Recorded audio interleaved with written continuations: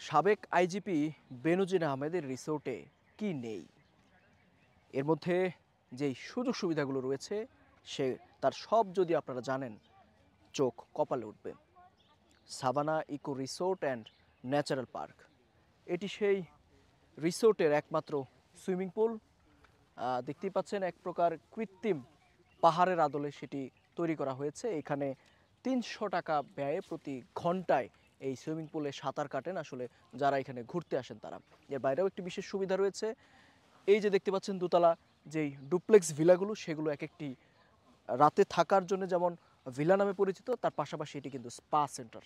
এরকম মোট 4টি দোতলা রুম রয়েছে, দোতলা ডুপ্লেক্স রয়েছে যেগুলো স্পা সেন্টার, এবং তার পাশাপাশি 10টি একতলা কেবিন, একতলা ভিলা অর্থাৎ একতলা রুম রয়েছে, সেগুলোতেও কিন্তু স্পা সেন্টার হিসেবে ব্যবহার করা হতো। একটু আপনাদেরকে দেখাতে চাই যে এই রিসোর্টটিতে আসলে 1621 বিঘা জমির উপর কিন্তু নির্মাণ করা হয়েছে রিসোর্টটি। এর পাশাপাশি যেই অভিযোগটি এসেছে যে এই রিসোর্টটি কিন্তু দখল করা হয়েছে, বিশেষ করে এই এলাকার গোপালগঞ্জের সনাতন ধর্মাবলম্বীদের যেই বাসিন্দারা রয়েছেন তাদেরকে কিন্তু ভয়ভীতি দেখিয়ে এই রিসোর্টটি দখল করা হয়েছে।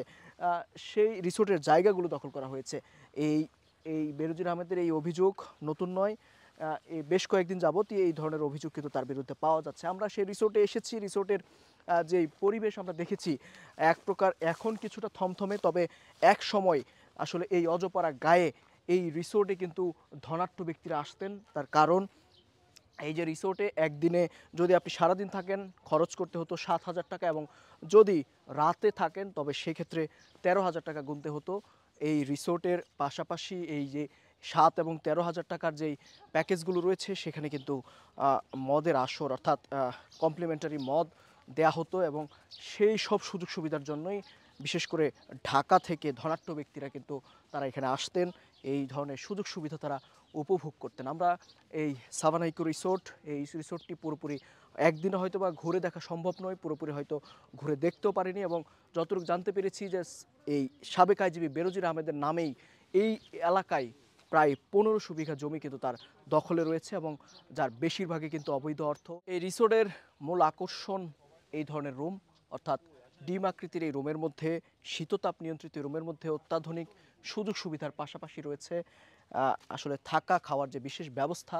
যদিও এই রুমের ভেতরে আমরা এখন পর্যন্ত প্রবেশ করতে পারিনি, তবে এর বাইরে থেকে আসলে যতটুকু দেখা যাচ্ছে যে অত্যাধুনিক সুযোগ সুবিধা বলতে যা বোঝায় আমরা দেখতেই পাচ্ছি যে যদিও জানালা খোলা আছে, এর ভেতরে অনেকটা অগোছালো এখন। এর বাইরের যে দৃশ্য, এই পেছনের দরজা দিয়ে বের হলেই পুকুর পাড়ে এসে যে আপনি মনোরম দৃশ্য উপভোগ করবেন তা কিন্তু আসলে খালি ক্যামেরার দৃশ্য হয়তো বা পুরোটি বোঝানো সম্ভব নয়। আমরা দেখতে পাচ্ছি পুকুর, সেই পুকুরে কিন্তু অসংখ্য আসলে মাছ রয়েছে। সেই মাছ এবং এই গ্রীষ্মকালে নানা ফল ফলাদি আসলে সাধারণ মানুষ যারা আসলে ঘুরতে আসেন তারা এখানে উপভোগ করেন। এবং এই যে জায়গা জমি তিনি দখল করেছেন এর বেশিরভাগই কিন্তু দখলের যে অভিযোগ উঠেছে তার তদন্তে কিন্তু বেশ কয়েকবার আইনশৃঙ্খলা বাহিনী এই রিসোর্টে হানা দিয়েছেন।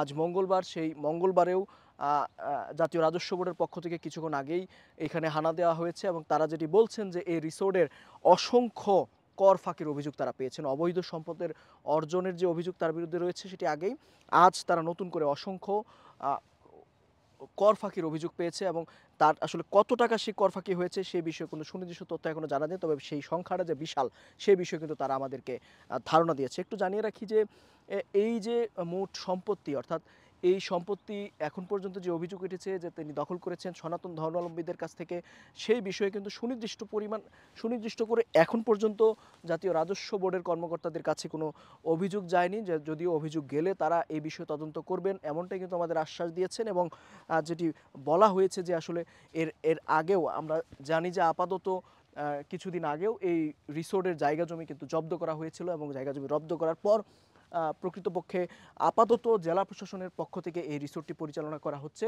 যদিও যে অত্যাধুনিক সুযোগ সুবিধা, বিশেষ করে মদের যে ব্যবস্থাগুলো ছিল, স্পা সেন্টারের যে ব্যবস্থাগুলো ছিল, সেগুলো কিন্তু আপাতত বন্ধ রয়েছে। শুধুমাত্র দিনে যারা আসছেন তারা আসলে রিসোর্টটিতে আপাতত ঘুরছেন এবং নিজেদের পরিবার পরিজন নিয়ে আসছেন, অবসর সময় পার করছেন।